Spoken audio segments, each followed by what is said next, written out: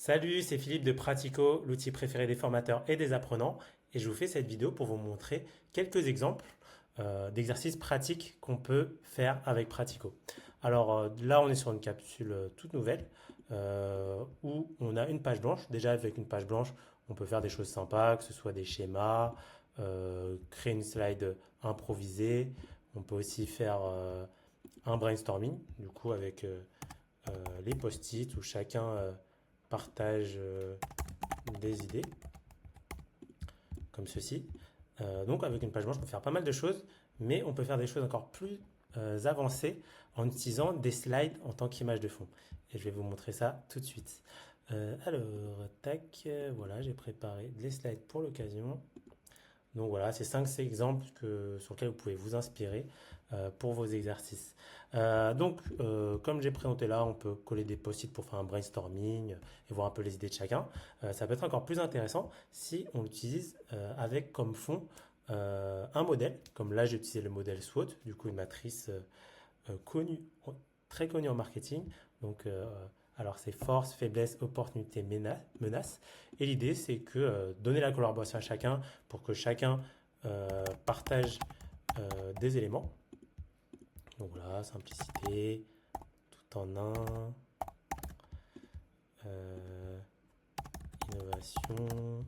Voilà, et ensuite, c'est reclasser les post-it sur les bonnes cases, tout simplement.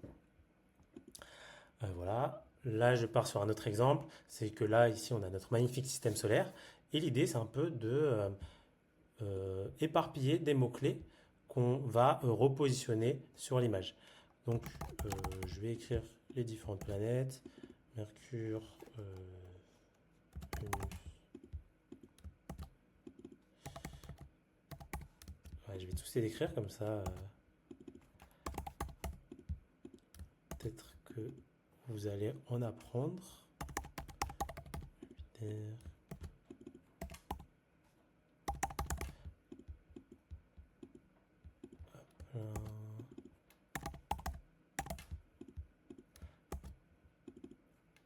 Voilà, normalement je les ai tous. Et l'idée, bien sûr, c'est de les éparpiller de façon aléatoire, comme ceci. Donc voilà, on les laisse comme ça.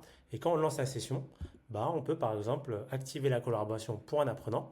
Et l'apprenant va par exemple positionner les mots-clés enfin, sur la bonne planète.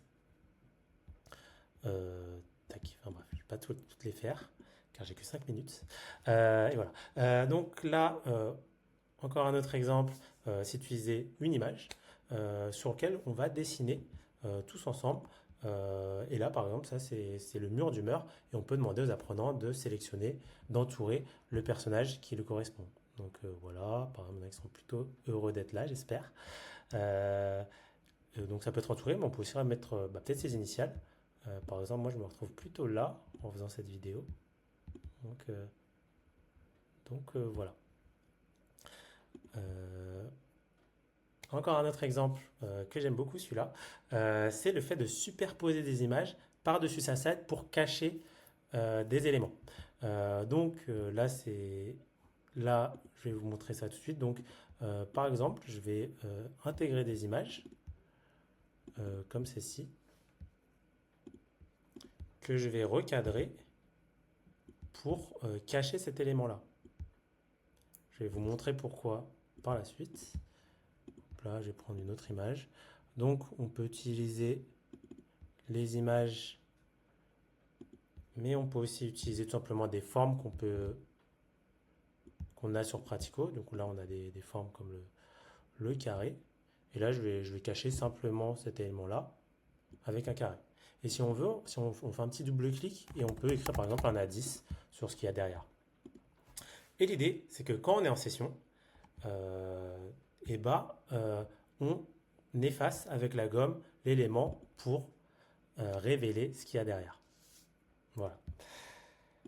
Et je finis sur ce dernier exemple qui est l'idée du trombinoscope. En fait, quand on est connecté sur smartphone, sur Pratico, on peut coller facilement des images à partir de ce bouton-là. Enfin, coller des photos. Donc, vous pouvez coller un selfie et le coller directement ici et ça fait un super trombinoscope.